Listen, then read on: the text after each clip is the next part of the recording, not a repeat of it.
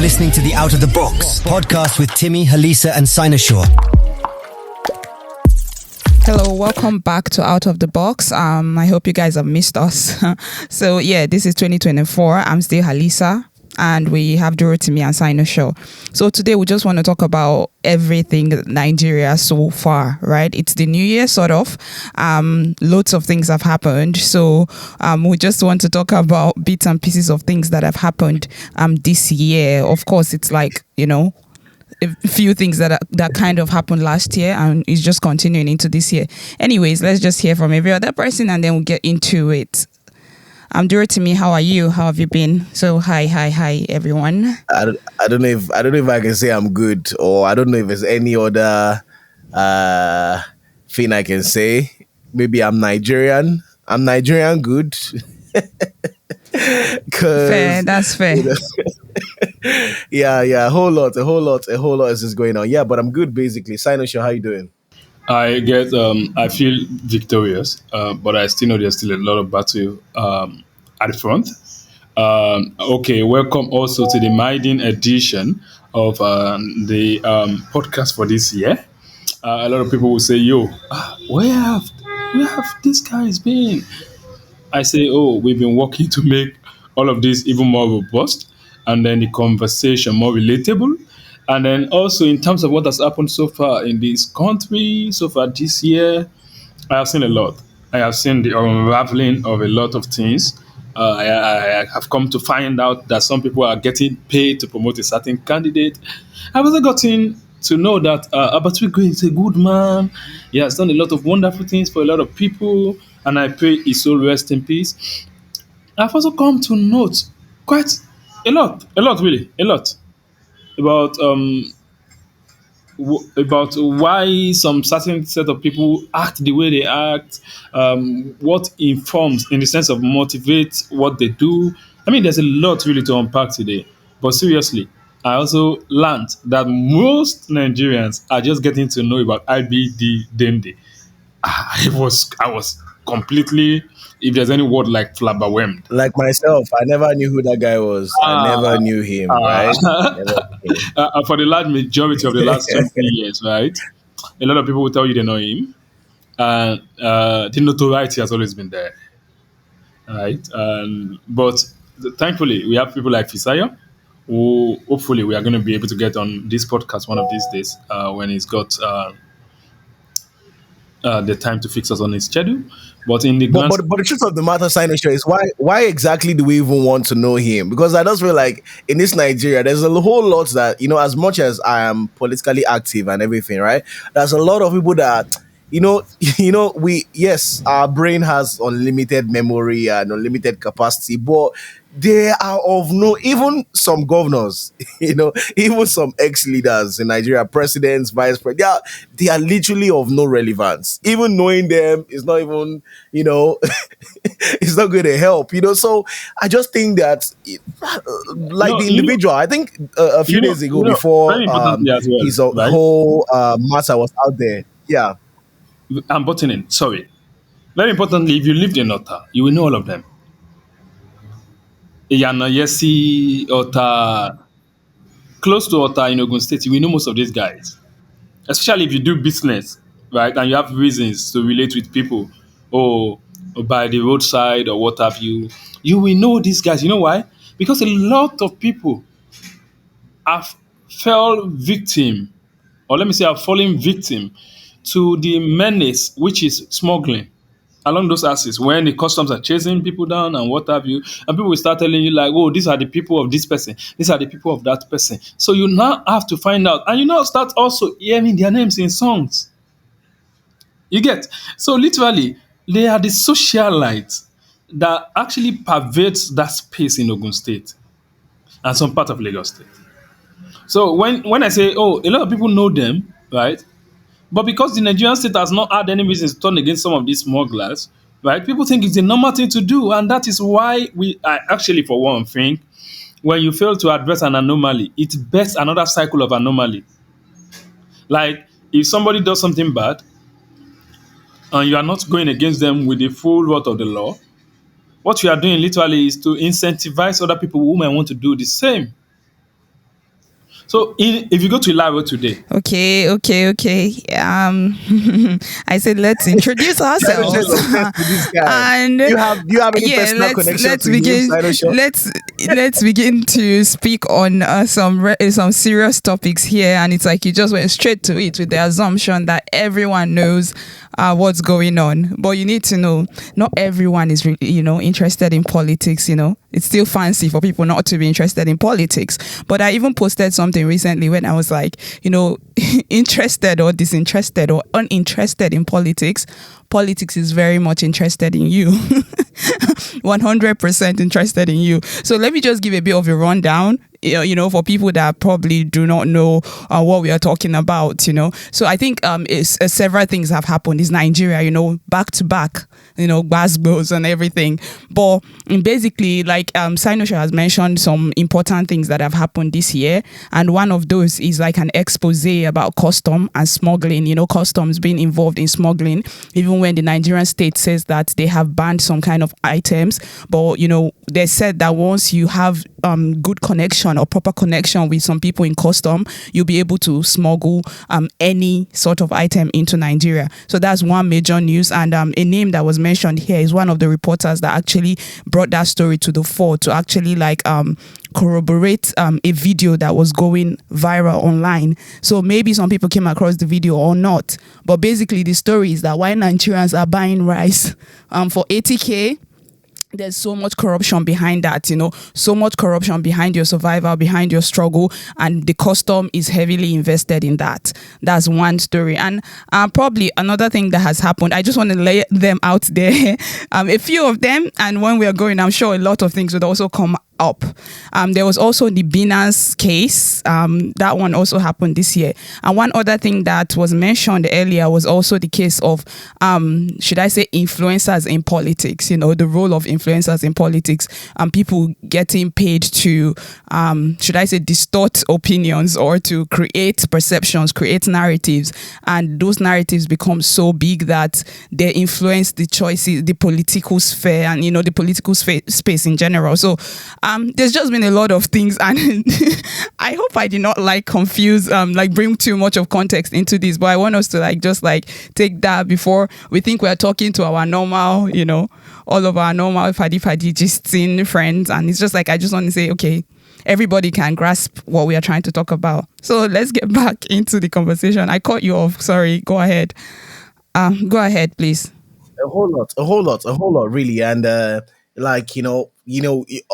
us talking about 2024, the story so far has been so people usually say Nigeria should be an episode on Netflix or a series on Netflix, and I'm sure that would have unlimited episodes, and a whole lot has happened. So like you said, Sinosha touched on one of them, and you talked about influencers, this whole thing of people influencing, which is not a new thing, because a lot of people already know that these people are influencing people's opinions, but I think that has been one of the major conversations, that has taken over the whole internet space, about influencers getting paid to promote candidates, and influence people's decisions, to bring them on spaces, to tweet about them and everything. And getting paid even up to 500,000 naira, some even up to millions. And I think it's not just from one a political party that has been called out, for this particular act.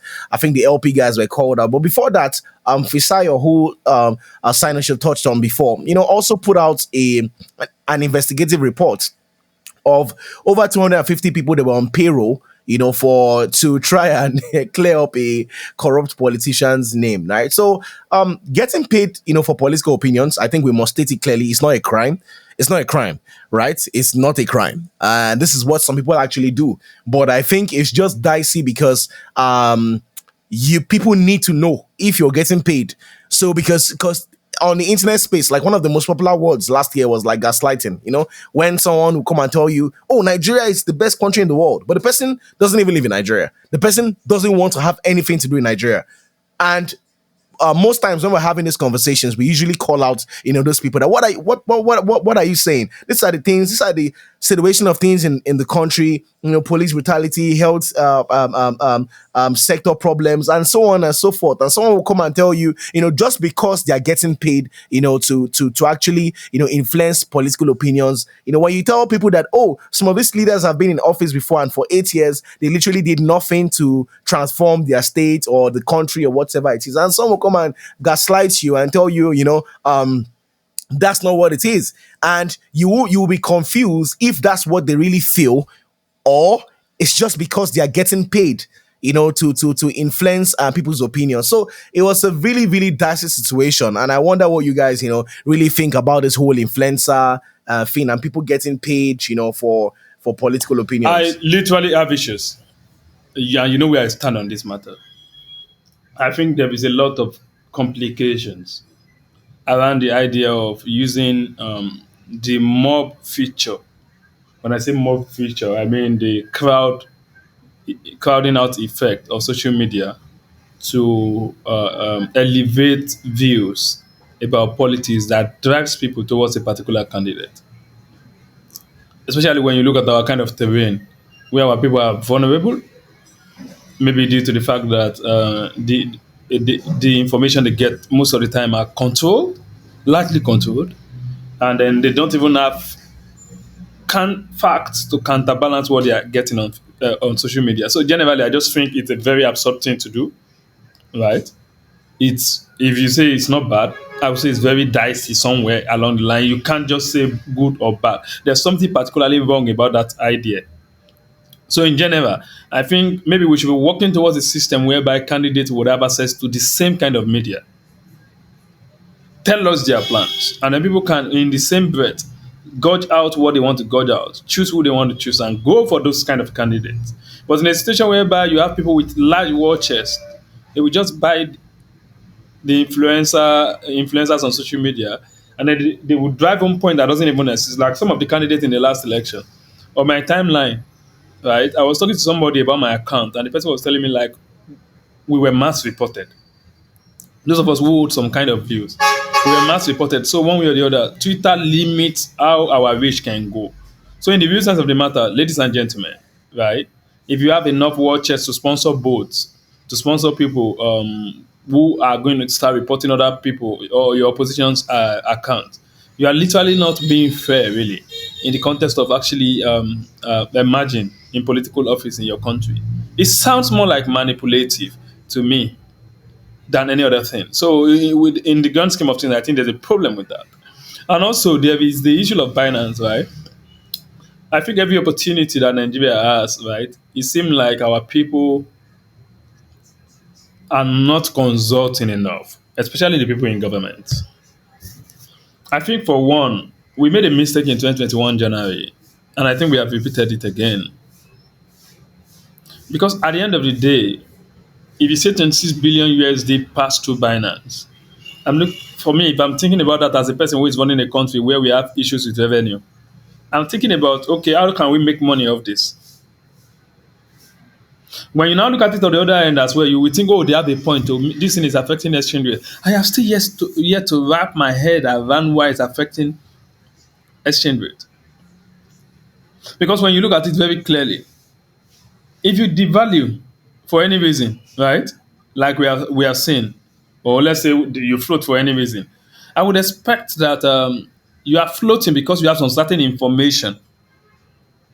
And if you think Binance is part of the problem, I would think you would have visited Binance as the problem and addressed it first before you even started floating the currency and hiking interest rate to attract additional dollar inflow. So there's a lot of things to address. It just seems like we are a people like the Israelites, and I actually am using the Israelite analogously here, uh, like the Israelites that are merry-go-rounding while they should be going forward. We just keep merry-go-rounding with the hope that one of these days, while we are merry-go-rounding, we'll find the exact spot where there is um, good tiding, where there are good things for the Nigerian nation. It's just very complicated, and I try as much as possible to think of this country when I have the time to. And what I find almost all the time when I think about this country is that the people in government do not want this country to thrive. So if there are opportunities for us with Binance, it seems like we've lost it. If there are also things that we could probably do in the future, right, to manage some potential risk, it seems like we are losing leverage. When I say leverage, I mean it in the sense of things that we ordinarily can hold for our position to be solid in within a context of maybe negotiating with all these guys or what have you. People are now using, of course, Binance has disabled the NGN feature, NGN USD. But the point still remains that Nigerians are holding USDT on Binance as we speak. So the point is, they want to bring this money back home to do any item. Maybe they want to buy or sell something now. They are now having to do those things on Telegram. Now the conversation is now like, who charges who at what rate?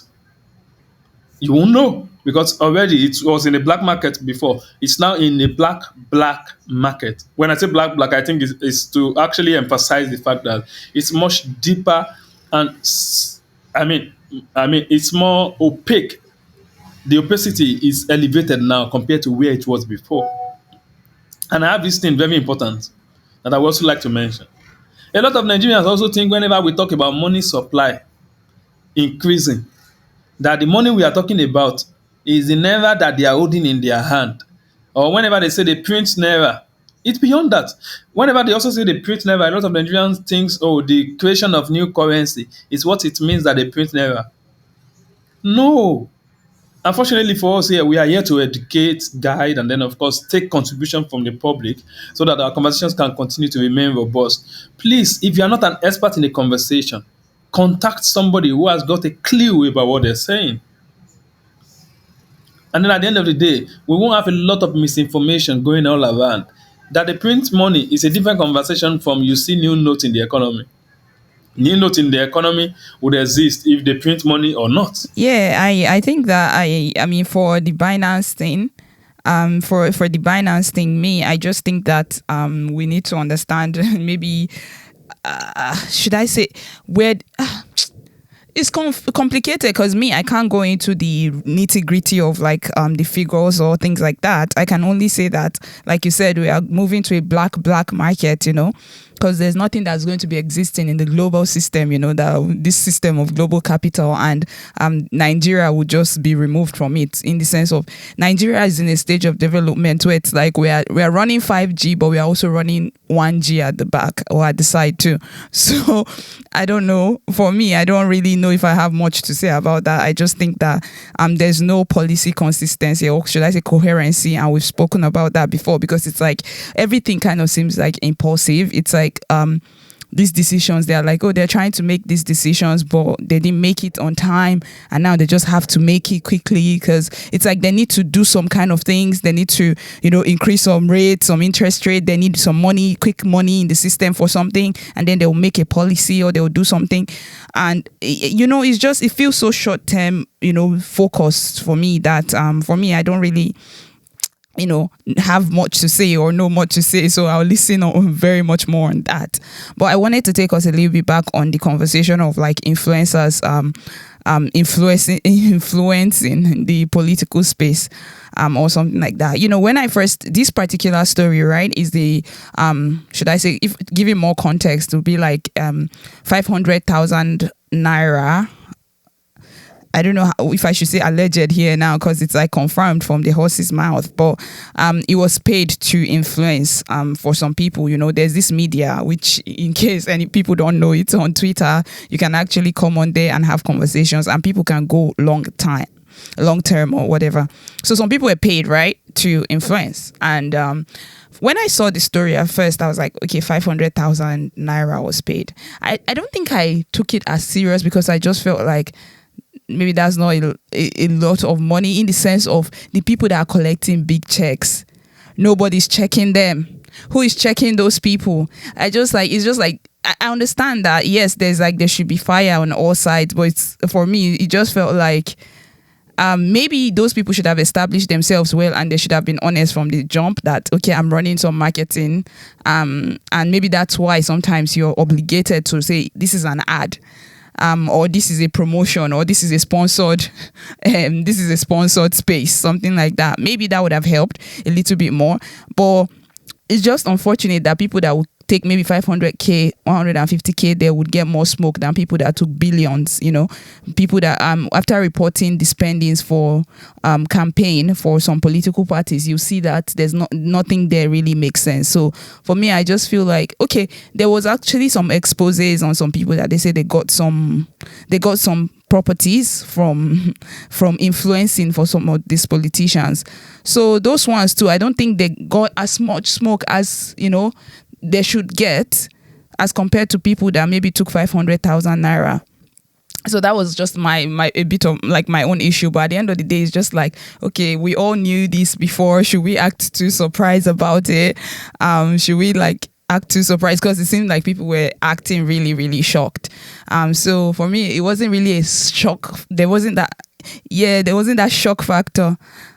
Yeah, so like you're actually making a great point, because like we're talking about people that took 500k when we know that people got billions. Like one thing that, and I always say it, right, is that as controversial as it might sound, right, and I doubt it's really controversial because it's just the truth. People who left this country for because the country apparently to them was not the most suitable for them, right? They left because of harsh conditions. You still see them online supporting, not just like ignorantly, like with a lot of passion, supporting the same people, like I always say, that made them leave the country in the first place. And because if it's like a Nigerian and or a Nigerian living in Nigeria, and maybe you're doing it for, maybe you need money for data or 20k or 100k, something, we've always been unfair to a particular class in Nigeria, and those are the poor people.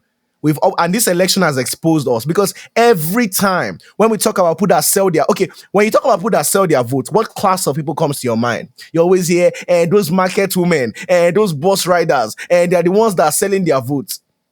But this election, where we had a lot of people vocal about the election, exposed a lot of people, exposed that it is not that class. Our problem necessarily is not those people, on the streets, or it's not those people that are on the bus stops or in villages that are selling their votes. We have a huger problem with even those that are educated and those that are exposed. So I just wanted to collaborate what collaborate what you were saying, and say that these people, people that took billions, people that got paid, because I don't know if you remember, there was this particular guy on social media. He's now hated, by a lot of people, especially change seekers in Nigeria. I think from both ends, But the guy is one of those people that we saw a budget that he gave. We saw something, a leaked document, a budget where he gave that budget, I think it was to APC in 2015 or so, to help manage the narrative, to help, tame the narrative and whatever it is. And it was in millions of dollars, if I'm correct, but a lot of money, was a whole lot of money. So all these ones collecting 500k, even we know a lot of people get paid, more to do this thing. And I think we need to, like I said before, it's not just maybe, one group of people. What about those people who it was reported that they were taking money to maintain the narrative for a politician who had been seen to be corrupt or something like that, So there was a report about that. Fisayo, so is it Soyumbo or something? He did a report about that. So what are we talking about? These guys are getting money. And why I brought up that diaspora thing is to say, because I always used to wonder, like, this guy is in the diaspora. Why are you, why will you be getting paid to, at least, you still have those basics, so there's a lot of money. You find out that some of these people, I know one particular guy that during the election, he was hosting spaces for some of these politicians that I would term as the kind of people we should not be voting for. You wonder, a guy like this, and you will see that they were paid to do PR, and they were paid to package. So even though and one thing is that they will come pick some people that, because I need to say this, right? if you observe because we're coming from a space and you were trying to explain before that there's this thing called Twitter and Twitter spaces, which is where majority of the Nigerian political conversations, I mean, from the people, not on radio and on TV, go on. A lot of conversations go on there, And right? nowadays, And is you will see some no, people that Dorothy, the thing is nowadays the whole Twitter conversation is what Arise News focus on, and that's why we cannot just like say, oh, this is some niche thing where it's like only a few people do it. Twitter, there's this proper digital footprint, like political like footprint that's created on Twitter, and I think they want to now add to it. There's like, okay, what kind of conversation is going to boost our presence on, on the internet? So Arise News would now double down on conversations that are going on Twitter. So this is not like a conversation where it's just like, okay, only 3 million Nigerians are on Twitter. How many people are on Spaces? Even the Spaces that are so popular is never really more than 5,000 people at a time. So you think it's like a small population. But then when Arise News now decide that this is the news that they are going to focus on, because this is the political news that is going on Twitter, and then when Channels News now also like decide to now double down on that, you're now like, okay, this is now forming narratives, right? So that's why we are like talking about maybe a Twitter, the way like narratives are being formed. And if it's being formed on the back of people that collect money, it kind of becomes a bigger problem. Exactly. So, yeah. Yeah. So just to round up what I was saying, like, like when you wonder, like, because you already expect, because they come in all shapes and forms, right? There are some people that will come and tell you, they come and they try to use that classist mentality. Oh, I'm richer than you. I'm more successful than you. You shouldn't have a political opinion. The first encounter that I faced was this ageism stuff. And that was last, I think, 2022, 2023. Oh, I'm older than you. We know more than you, blah, blah, blah. So you shouldn't be talking. And then they went into this, oh, we are richer than you. And all of these people, you wonder that this kind of person, since you already have money, you shouldn't be supporting this. But what we realize is that they pay them heavily. They are paid in millions. So you might see someone that you think is well-to-do, and the person is being paid to influence, those opinions. And in talking about this, we should not also forget those that do not necessarily need monetary reward. There are also those who are not expecting money, because if we're calling those out that are getting paid 500k, what about those that the only reason why they are saying Nigeria should suffer is because they want an SSC appointment, or they want some sort of contract allocated to them? So we have to, when you are having, I think, and I want to talk to Nigerians that are listening,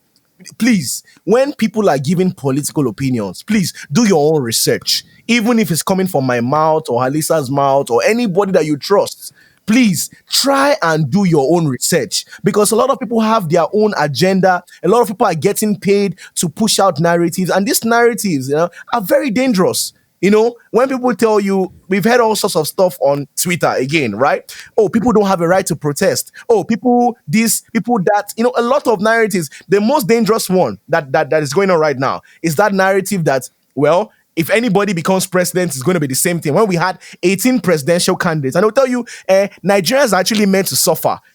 America was not built in one day. And these are the kind of narratives that they are pushing down on our people. So I'll beg Nigerians that, as this information has come out, that, people actually get sponsored or people actually get paid. You never know. Maybe someone, Alisa, who is sponsoring this podcast, are you sure that you've not collected 1.5? It's me. It's the ancestors through me. Straight to your ears. so like this whole thing, and I think there's one level of this conversation that Sinoshaw brought up that I think we are even like not even talking about, by standing on the whole conversations of if it's people are getting paid or people are not getting paid, or this thing. It's should people be paid to have political opinions, sort of like, because it's like should people be promoting political opinions? This is not like a fashion brand, or this is not a clothing brand, and so same things, right? This is not that. It's politics, like. But then payment is not just monetary, like Dorothy has mentioned. Now it could be that somebody is doing it so that they could get like a political appointment, or they are doing it so that it's a way they are also trying to lobby their own business or their own opinion. So for example, in America now, if you're a company that produces cars that are not, or like electric cars, there are certain type of opinions that you hold. If you're a company, if your company produces some certain type of that, or they are still using like maybe petrol, or things like that, you're going to stand on a certain type of idea and you want to promote it. So incentive kind of can come in different ways. So I don't know that I would say, because people are being paid like cash, like fresh cash, is like a different level of incentive to people that are trying to promote an idea that would maybe end up in the long run benefiting them financially, right? So it's a level of conversation that you can maybe put nuance to it, or you can decide to draw a line at, okay, if maybe there's much more impact when people are receiving payment on the political sphere. Maybe they might say things that are not really genuine to them or true to them, or they might try to push a narrative that they don't even believe in. Maybe that's the level we could talk about that from. But we have a lot to say if we want to cover 2014. So I don't know, any more opinion on this one? Sino, sure. Yeah, you were asking. Silence has been paid I was trying to 500K. quickly search. To talk. You've been paid. I think something that we might have to bear in mind is that we can't commoditize political influence. We can't afford to. And anybody who is doing it at the moment, right, note them very well. They do not have the intention to continue to stay in the country. Maybe things get bad or good. It's not really the motivation behind what they are doing. Because there are some things that are not supposed to be commoditized. And the people who patronize them as well, they are also part of the problem. Don't forget that these were the problems that we had with the mainstream media initially. Wherein everything to them is about the person who pays the most. If Adolf Hitler should wake up today and pay the most to some of them, they will project Adolf Hitler as the new messiah. And it's a very slippery slope that we have there. You get? So for me, where I stand is simple. I do not think that should be commoditized. Another angle as well that I think is important is that even while they were commoditizing this thing, they were still exploiting one another. Some people are allegedly said to have collected about 4,000 US dollar or 5,000 US dollars. And they came back looking for people to give 150,000. And don't also forget, when that guy was so pushed, there's a particular lady, Seva Ibrahim, whose chat I saw with a particular pedo something, wherein they were exposing Abure, who happens to be the chairman of one of the parties in the last election. And that guy was going to publish things about Abure's arrest. But this particular lady went to that guy and said to him things like, I mean, when you're making moves to deter people from doing something. So the conversation is not like, is the rot so bad? But because they've actually been able to cover them up for so long, a lot of people do not know. See, I have no issues with APC or PDP. I know they are a bunch of criminals. That's how I see them. But if for any reason, right, any group of people are going to come out, apart from those guys, and say, oh, in the name of doing things right, that's why we have come out. And then they've got to do things differently. And let me also tell you, right, which I also think is very important. The way we are doing things now, without recourse to how important what we are handling is, when I say this, I say it in the sense of, if we know how important political choices are, you wouldn't want to influence them for a pot of porridge. Because these are things that largely the 200 people that died in the 200 people, was it 200 or 300 and something people that were kidnapped? They won't die by the grace of God. That were kidnapped in Kaduna State. The people that were killed in Benue State. Another bunch of people were allegedly kidnapped again. Was it yesterday or today? Those news are becoming so common. But the point I'm trying to raise really is the blood of all of these people, if any one of them loses their life, is on you if you get paid for political influencing. People don't know cause and effect, and it's a problem. So within the grand scheme of this conversation is to note that find better business to do. Influencing for businesses is different from influencing for political offices. And if you are, there was a time when this young man came out, very dark man, and he was going after some people that are not registered with NAFDAC, but they are selling products that consumers consume. If you go the route of projecting such people, you also set the risk of losing the credibility that your brand has as an influencing brand. So likely, if we can think a little bit more deep, we would understand that there are some businesses that are not to be done. But generally, I just see a wave of unraveling going on. A lot of people are getting unraveled, and it interests me because it also helps people to make their decision. But there are now so many news coming one after the other in such a pace that people are having to forget the previous one and move to the other one. So I just hope Nigerians this time would continue, as a matter of fact, listening to this news, but find a way in their mind not to forget. And the only way not to forget is to learn from anything. Just like But do you know nowadays there is like a pride in ignorance. Like it's like as long as I have a loud voice and I'm confident in whatever I'm delivering, it doesn't matter. It's just a matter of perspective and opinion. Like there you go.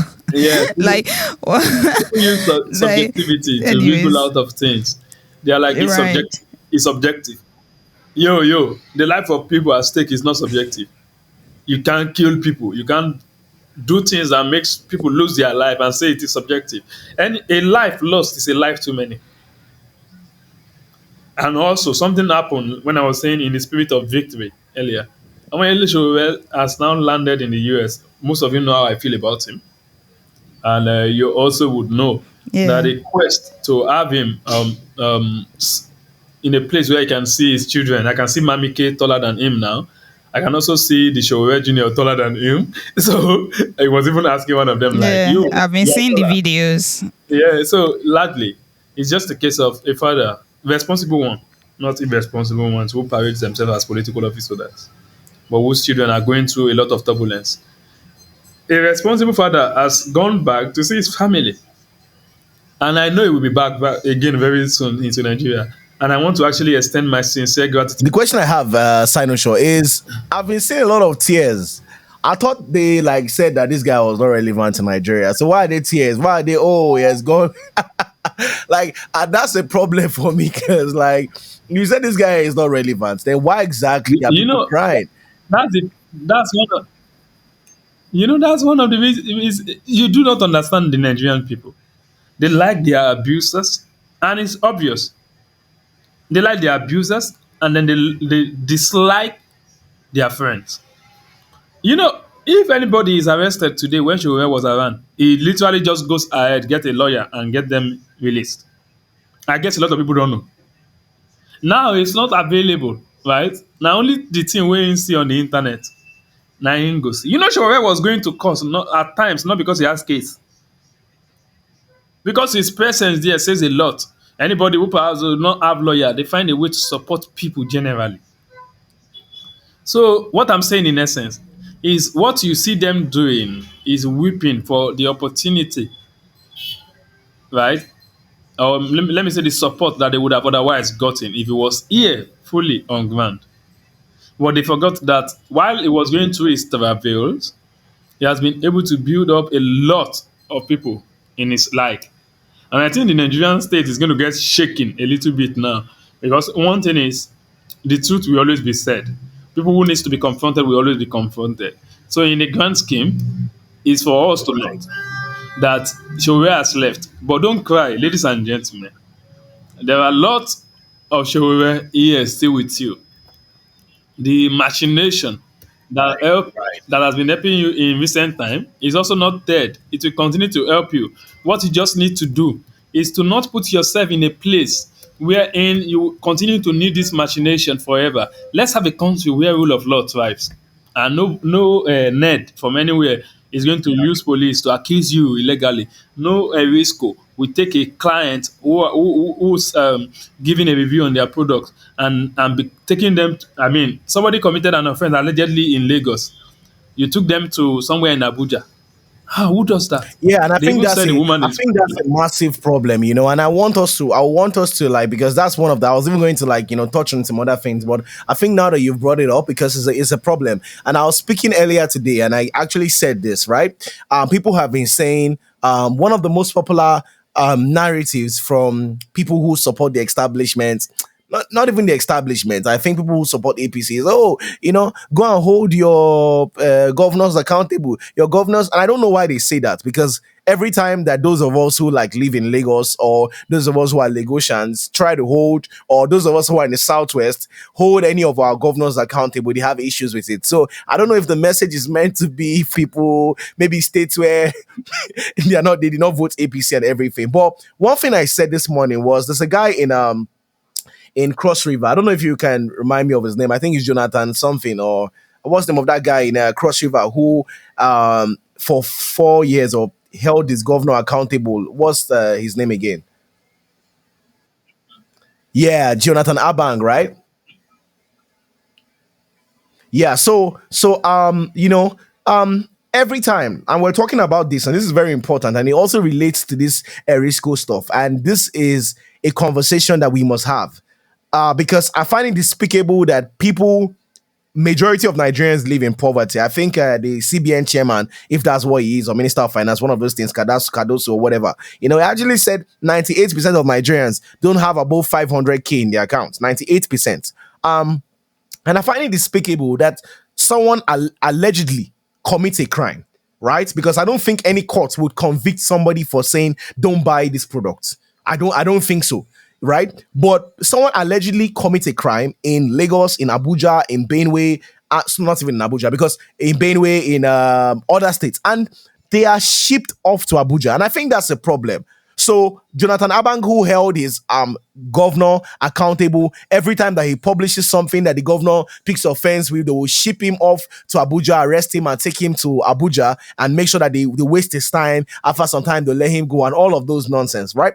And this Erisco lady is also a victim of that system. I think it's despicable that Nigerians that don't even have, how much it costs for you to get a flight for one person to go to Abuja, right? You know how much, even via road, in a country where majority of people don't even have above 500K in their account, a country where people are massively poor, that you pick them up just because they are poor, you take them to Abuja and you start to, bully them, and it also speaks to the Nigerian police force and how most times they are used. I was thinking about something. I was talking with some people today, and it was not a very a very smooth conversation. But I was just saying, these guys, you guys that defend this system, that defend this establishment, all it's going to take to crumble your life is for one billionaire in Nigeria to pick offense against you, right? I'm not even talking about politics. Now I'm talking about a billionaire, a rich person, just has to pick offense against you, and you are done. You are done. So this is a problem. The Erisco lady that gave a review about a particular product and said, I think maybe sugar was mixed with tomatoes or whatever, and the billionaire guy, picked offense and whatsoever. I think, he managed that situation wrongly, if you ask me. The beauty of life is that people should be able to give reviews about your service, and whatsoever. And the way you respond as a company, it also matters, right? There are a lot of companies across the world that people have commented about phones, brand new phones, after spending billions in dollars of launching those products and whatsoever it is, right? People give reviews that, hey, this phone is trash. And guess what? Some of those companies recall those products, right? So there are so many things that could have been done. And I see them struggle with PR, trying to get people to manage their reputation and say, oh, no, we support women. They even did an International Women's Day. This is the thing that drives me, like the I don't even know what to even say, but everything is just upside down in Nigeria. A man who is oppressing a woman is saying he supports women, happy International Women's Day and everything. So it is crazy. Nobody even knows what party that lady supports.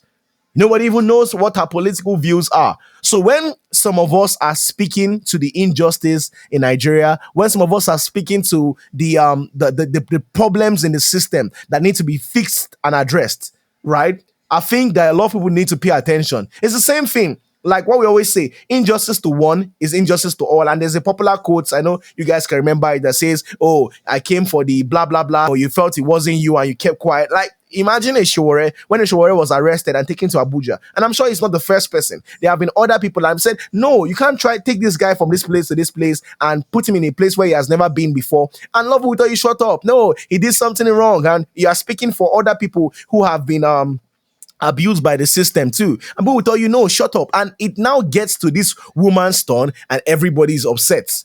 And some people are not still speaking up because they feel like, "Oh, someone has said something about me online. I want this woman to be used as an example." And it's going to get to that point where it's going to come to you. And when it's going to come to you, it's going to be too late. And maybe your case will not even have popularity like this. Your case may not even have popularity, and there may be nobody, to speak up for you. So one thing I must say again is that why is it that if lawyers are not taking your case, senior lawyers are not taking your case pro bono, and this is the problem that we have in this country, you're not going to stand anywhere. I think F. Young is the lawyer working on this girl's case and everything, but it's mostly pro bono. So there is a fundamental problem with our system that needs to be addressed. But yeah, we can go into so many other things that have happened this year. And I think I was going to say that we should also talk about our people who are dying in Nigeria. We should also talk about the food prices, because it's the story so far. I saw a video where a lady was saying that if she sees Tinubu, she will beat him up, so, and that's a market woman. So are we not, remember when I was speaking before and I told you that the class that we are always attacking, that the problem of Nigeria, or, these poor people, blah, blah, blah, they are the ones that are making statements that are telling you that if they see your president, most likely they'll beat him up, right? So, I think we should talk about the people who are being kidnapped, all of these kidnap cases, 500 people being killed. There's currently a trending one. Today is, I think the 9th, or we're in March right now. Today's the 9th of March, right? And we have a case where another 200 people, if I'm correct, have just been kidnapped from a Nigerian school. So this is like, the whole bring back our girls over again. And not even that, because people have always been kidnapped from schools. Like even after the first bring back our girls of 2012 or so, So that's a problem. That's a problem. And I think we need to address that. So what do you guys think about, starting from this kidnapping across the country? Because it's almost making me inhumane. I see it every day. Like I see it. I don't even know what to even say anymore. About the kidnapping and the killings that are going on across the country. Yeah. I mean, good point there. And I think this making you inhumane, like it's really something, because I feel like, it's just, you get kind of like your skin kind of gets thickened to these things. I see that people don't even engage in it. Even today, I wanted to use a hashtag, or I wanted to even comment on posts that one of our very good friend who was on this podcast did several posts, and I did not know what to do. Before I was even up till now I still am, but like this phase is just like I'm not even into virtue signaling or anything. I'm not trying to do hashtag bring back our girls, because I'm just like, were the girls ever brought back, And then we had the Fugus girls that were kidnapped from one university. And it's a lot of northern universities, actually. And that's why I also think that we could connect it to the smuggling or the porosity of our borders. Because I've made this point and I've been screaming as loud as I can that I think that there's some sort of human trafficking activity going on. What is being smuggled in and out of Nigeria?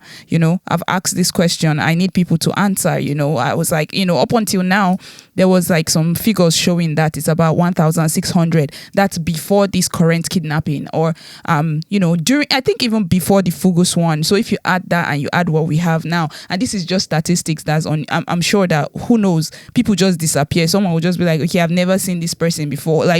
So people just disappear in this country. Nobody cares, the only time people will care is if you have multi-billion dollars, and that's why when everybody will want to care about you being a human being, because it seems like those are the people that are human beings. But if you are just one poor person, you don't even have a bank account anywhere, you're not really human to anybody. This is what our society has turned to.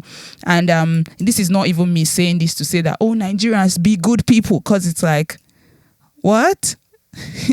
What? Like, what's a good person and what's a bad person?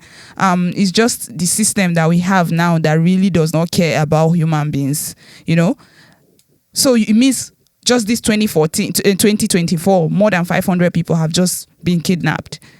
So I'm trying to like also like figure it out in my head. What is really going on? What kind of human trafficking activity is going on? Because that's the only theory I have right now concerning that. Because I don't hear any ransom. You know, the last time they kidnapped people, we hear that they were calling them to say, bring 600 million. If you don't bring it after how many days, it will increase to whatever million. And people were crowdfunding for it. You know, when it comes to crowdfunding, every Nigerian wants to crowdfund. And this the matter is long. Let me just put it like that. But that being said, I'm trying to say that this issue of kidnapping kind of feels like it's different from the normal type of kidnapping of one or two people, you know, or like that one that someone will kidnap and you say, okay, you pay ransom and the person will be brought back. So and Halisa, you were what's even your saying like recently they come to your house and like kidnap. what's your opinion about people paying ransoms? What's your opinion about people paying ransoms for kidnapped victims or crowdfunding? Because that was a major conversation, and it was a very sensitive conversation too. So what's basically your opinion about that? It's very it's very sensitive, because me from the outside, as a person if my family is kidnapped, I probably would just not be in the right state of mind to be thinking that, okay, I don't want to be the one that is enabling kidnappers, because this is some sort of an enabling system. Now we have an industry of, you know, we have an actual industry running for kidnappers now in Nigeria, right? So I don't want to say, okay, maybe I'm not going to be someone that's enabling this system when my own family is being kidnapped. So I don't know. It would be very, very, it would be a dicey one. So I think there are two audiences for this. But if I'm just a third party sitting outside, I might look at it as, oh, you guys are enabling this. But I don't think that paying ransom or not paying ransom in that moment changes anything really. Because you know, it doesn't, for me, it doesn't really do anything. It has to be when there's like a collective effort to say, okay, we are not going to do this anymore. But that's also kind of different in this our system. It still looks like it's not even going to work. So my opinion about paying ransom or not paying ransom is not really well thought through yet. Like, I don't have a solid stance on it. Like, should people pay ransom or not? I think that me paying ransom or not paying ransom is really not what would enable these people or not enable, like, because I think we are dealing with a different type of criminality. There's the one where it's like young people, I mean, like just normal people, they are like, okay, let me get 10 million here and go out sharply. But we are dealing with a set of people that kill. So the last case, there's this lady, I forgot her name now. I think they are now like proper psychopaths in our system now. Like, we are not dealing with we're dealing with different types of human beings. This Nigerian system has created not just thugs. There are psychopaths, there are sociopaths, there are different types of individuals. So I do not have a well thought out opinion about this. So I'm going round and round, but I don't think me paying or not paying really deters anything.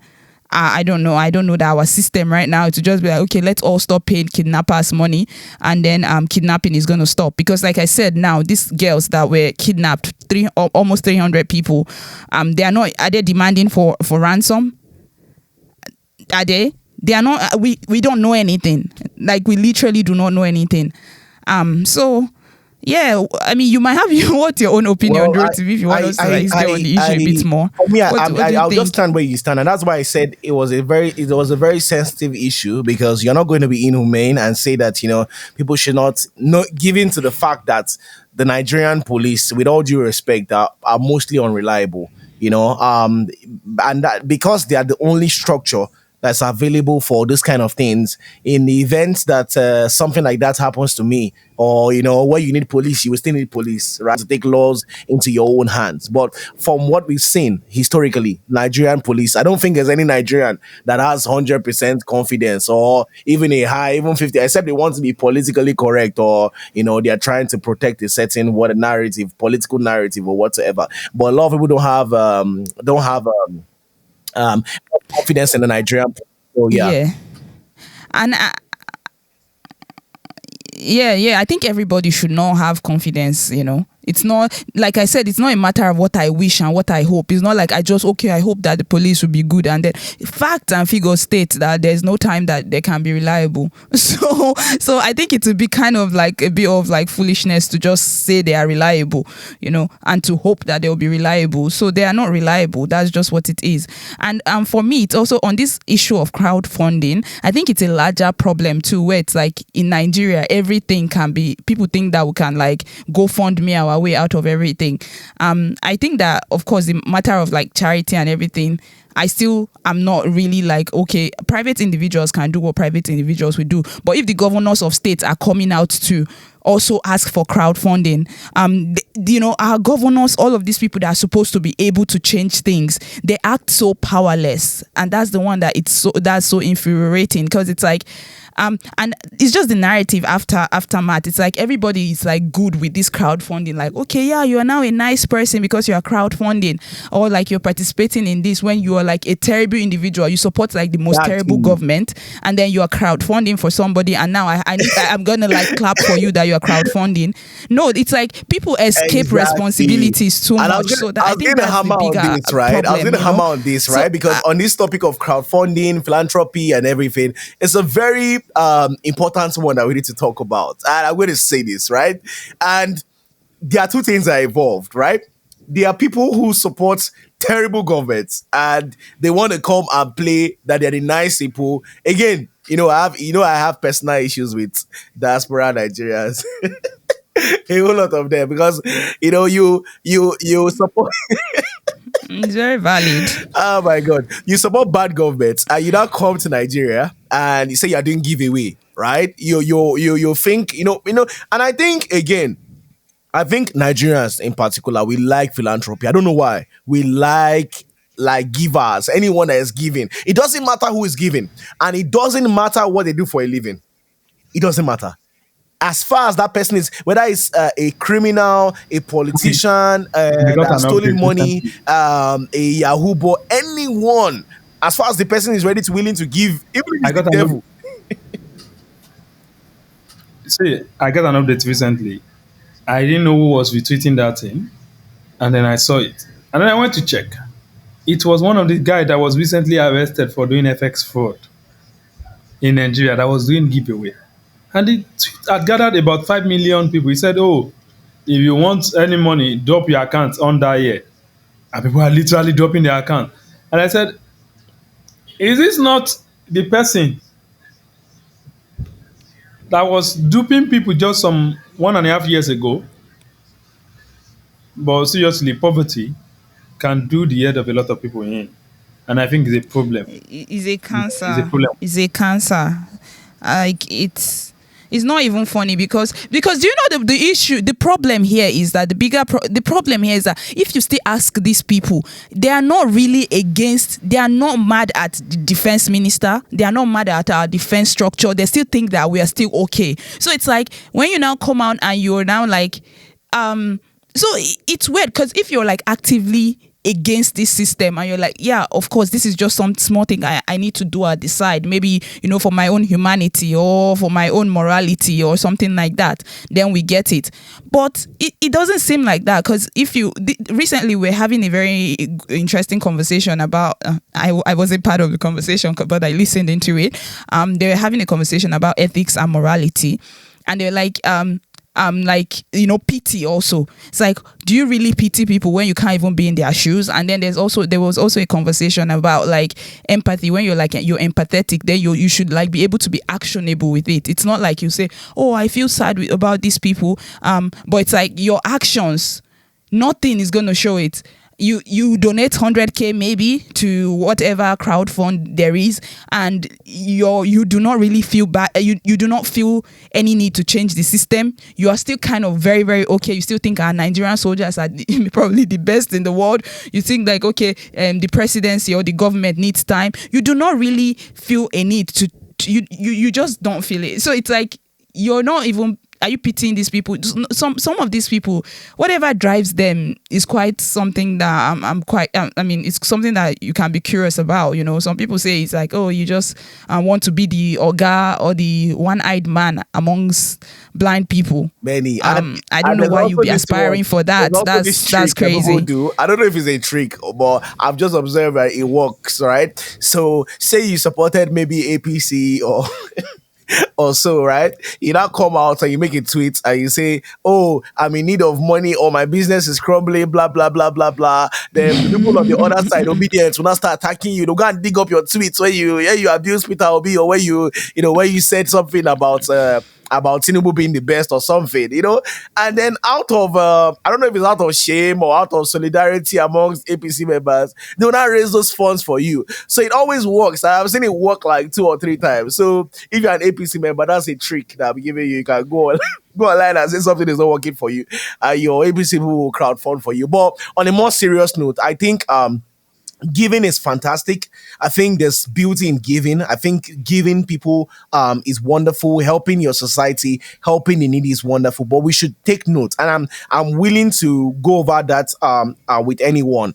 Let's look back at history. Philanthropy has never built any nation. It's the reason why them Bill Gates. I know they have other reasons, another agenda why they do it. Some do it for tax cuts. Some do it for, if any conspiracy theorists enter the room now, they were able to tell you 1 million reasons why they do it, right? But I'm saying people have in Nigeria, other African countries have constantly been shown on international television. We've received donations over and over, several NGOs, empowerment. It will shock you. Let me give you one tip. There's this place in Lagos at Sinosho. I think is it called what's that place, Makoko or something, that has been the destination of several NGOs and foundations and giveaways. But that place is still like that. It's still the way it is right now. It's still a slum in Lagos.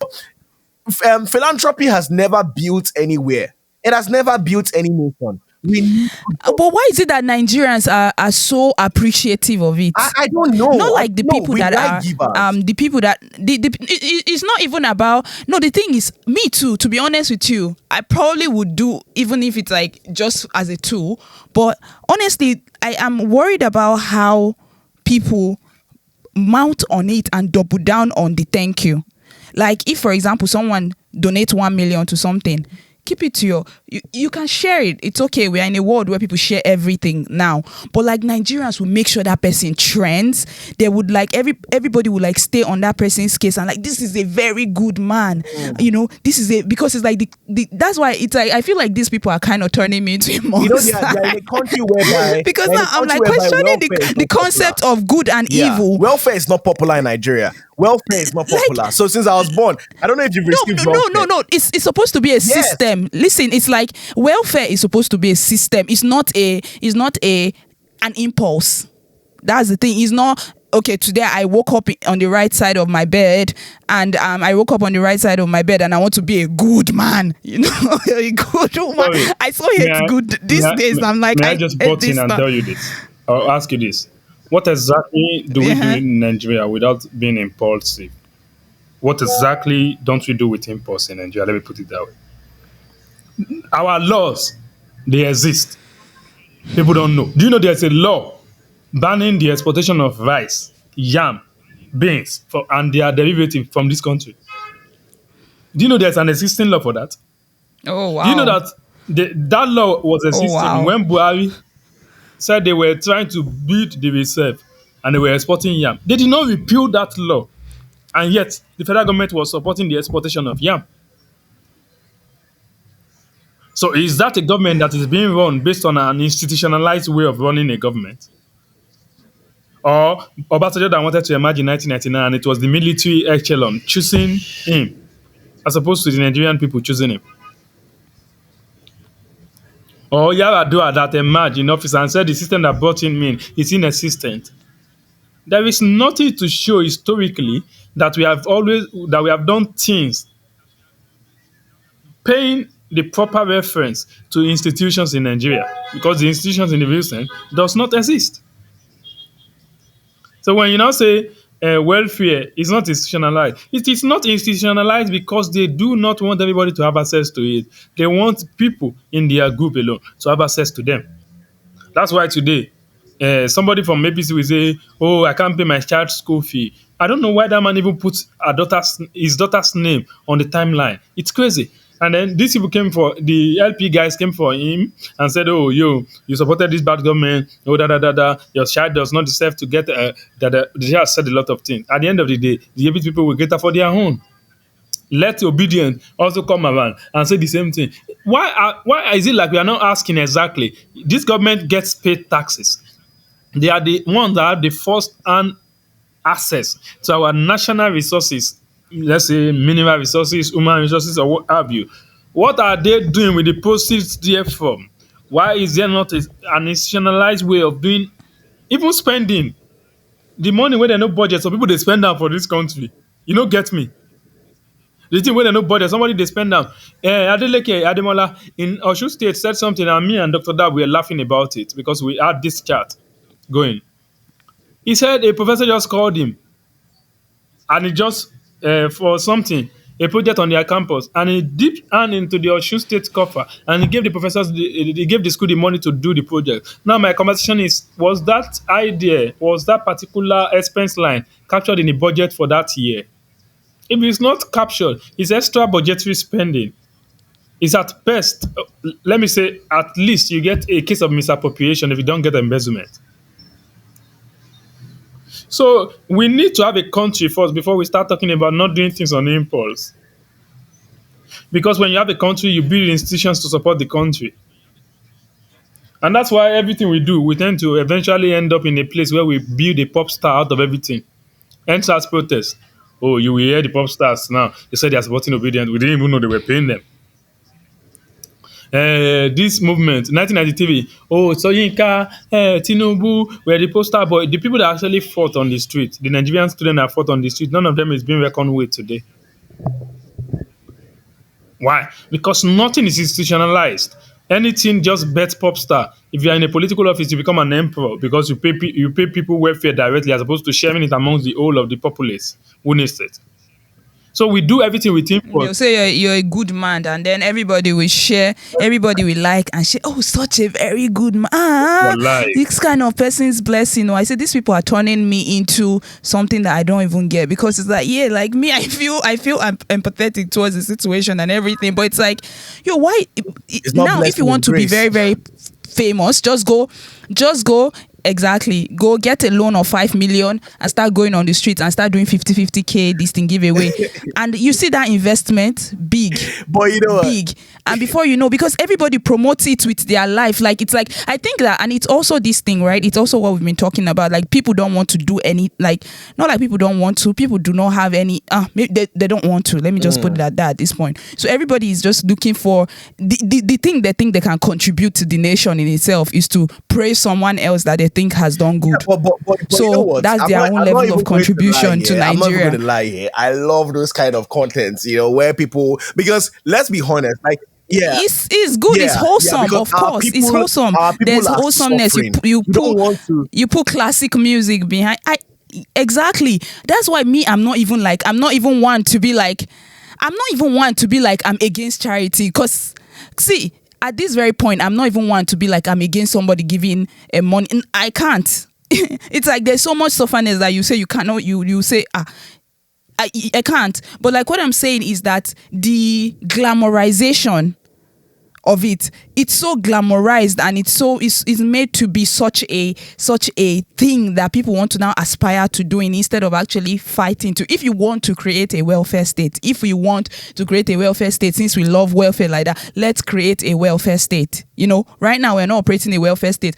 Nobody should be depending on, one day there's someone who has a bit more than them to wake up on the right side of their beds, or should be the person who prayed too much during Yeah, Yeah, so so I so don't know. Alisa, Yeah, just I think we're already. because I'm kind of like biased with this, you might probably see me doing those kind of contents in future. I think a lot of our people, and I think those contents also help to expose. Yeah, I understand what you're saying, right? I understand what you're saying. I understand what you're saying, but those contents also help to expose some of the narratives that Nigeria. Because man, when you see what 5K means to the average Nigerian, we are not the average Nigerians. Oh. We are I not. When you agree. see what 5,000 naira, No, we are. What oh, are you saying? Ife Emika, shout out to if every you. guy, if Yeah, every guy is the rich Nigerian, yeah. yeah, but like when you see what 50, No, but what I'm saying is yeah, that's why I said I cannot outrightly, because probably I would also participate like in charity when it gets there. But it's just like it's not a thing where I want to like, it's not you you can how do I put it? This is not out of your depth, Dorothy. You have already gone out to sensitize people. You speak to people about politics. You try to change and convince people. So this is not out of your depth. Trying to like reach out to people, like you do grassroots stuff, like proper, like you talk to people. So it's not going to be like yeah. I think random. what could be done right is that 'cause for me personally, even if I'm going to help people, and I think I've not done it. I said I was going to start doing it after the election, right? And I'm not saying I am going to bully and intimidate people that you must, because I like, again, we've addressed this thing several times. The fact that you are now on the side which you think is right doesn't mean that a couple of years ago you were not, on that side that was wrong, right? So we need to be patient with people, and only hopeful that when occurrences happen in Nigeria, we can not use it. And I'm not saying when I mean any sort of occurrence, right? We could use it to also educate people, because people have to learn from their mistakes. So what I'm trying to say is, as much as, even though we're doing philanthropy and we're giving out to people, right? We must, me personally, what I think I would do is to let them know that, you see this money I'm giving to you, I don't have to give this money to you in terms of if things were better, right? If in terms of, if okay, what do people really ask for money for? Food. Can we educate them that based on the kind of soil we have, and we're not supposed to be begging for food? Is it education? People are in school. So we can also use that opportunity. And I'm not saying that we must force it down their throat, to also enlighten people and tell them that, yeah, I'm giving you money, but basically these are things that government is supposed to take care of, and these are the ways that if you made better voting decisions, you will not be in this particular situation. I mean, like, so I think that those are things that we can actually do over time. Yeah, but this issue of philanthropy, we can go on and on. But before, I'd like us to also touch on one thing. And I think we might most likely need a second episode or a third episode, because there are a lot of things that we've not talked about that's happened, from a last podcast up until now. But one thing I'd like us to touch on, if you guys don't mind, is this issue of Sunday Igboho returning back to Nigeria. I know you guys might not want to talk about it, but yeah, it's a very relevant issue, because we're not going to deny that we have these issues on underlying issues where people think they want to leave the country or whatever it is that they are. I don't know, right? But he's been back to Nigeria, and whether we like it or not, he has his followers, he has his supporters, and they are Nigerians. We have people who are agitating for different things in the country, Biafra nation, Yoruba nation. We cannot continue to put this thing under the rug like it doesn't exist. It exists, and it's a problem in our society, right? So, yeah, not I'm saying that it's a problem that people want to succeed, but it's a problem that is not being addressed, and it's just being thrown by the side. So, can we talk about it briefly? And I think, yeah, that's one of the things that I want us to talk about. Sinisha, do you want to talk about that one? I think I'll reserve my come back to it. Let's come back to it, I think. But yeah, go ahead. Exactly. I guess it, it's, it's something that I think it's something that we will have to dedicate a time to, a whole episode to. And why I'm saying that is because we really need to expose the hypocrisy, or hypocrisy, depending on who is talking, of some of our brothers and sisters in Nigeria. The fight necessarily, right, is usually, to me, from what I can see so far, tainted in such a way that what people are looking for is not a good Nigeria.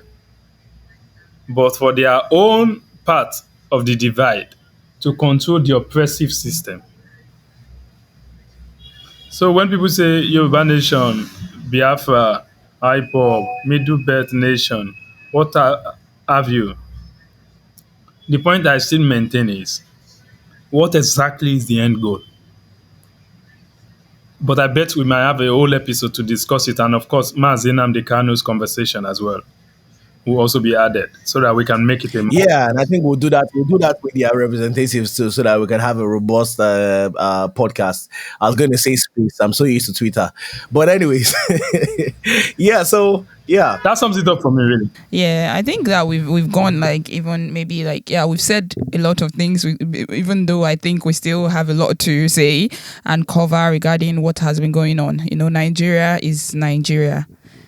Things happen, so a lot of things happen, but I think that we need to come to a point where politics is not just about entertainment. I think that we like cruise too much, even though this is not me saying, it's not an advocacy for no more cruise, but I think they should remove emojis from our phones. Anyone who is in Nigeria should not have Nigerian should not have emoticon, emojis or anything, because something could happen. Everybody's like ha ha ha ha.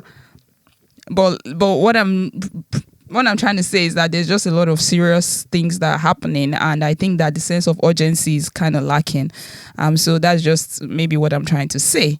But yeah, I think I need to stand on this and double down and on you've it. been advocating, Halisa, you've been advocating for something which you've been saying. You've been saying that there should be no enjoyment or no celebration for politicians. What exactly? I've been seeing your post on social media where politicians in Nigeria, elected public office holders, should not be allowed to. They always wear their clothes are so fine.